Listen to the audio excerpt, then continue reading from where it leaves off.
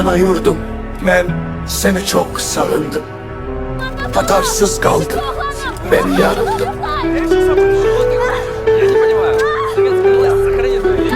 Ey kırım, kırım, benim can yaram.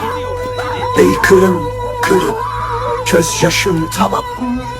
Ana yurdum, ben seni çok sağındım. Tatarsız kaldım, ben yarıldım.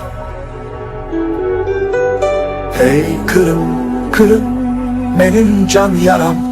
Ey kırım, kırım, göz yaşım tamam. Ana yurdum, ben seni çok sağındım. Tatarsız kaldım, ben yarıldım. Sürgün külü, yürek yarası, tren için ana duası.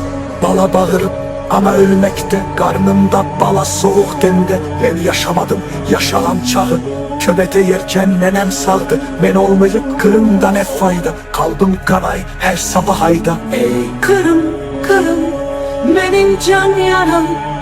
Ey Kırım, Kırım, göz yaşım tamam. Tatarlık ömrüm kopkan yelde, kaldı nenem ben sürgünde. Vey Kırım.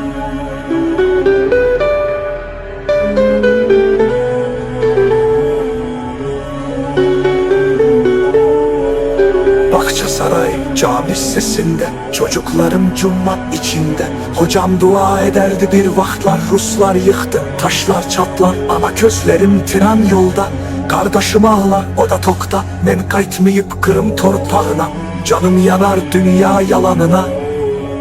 Ey Kırım, Kırım, benim can yaram. Ey Kırım, Kırım, göz yaşım tamam. Can kardeşim tren içinde, ana öldü bala belinde. Vey Kırım.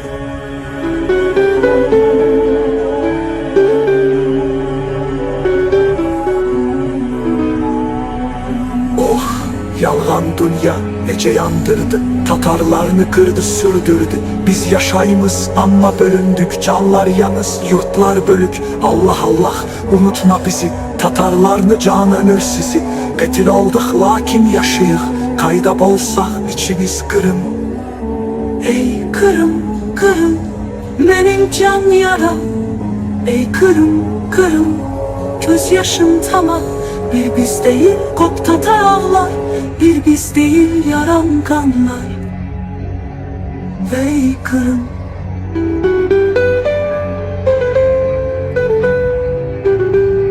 Kırım, Kırım, ben seni sağındım. Kardeşlerim, ben siz ne anladım. Nenemin kabrı ben topladım. Allah, Allah, biz de unutmadık.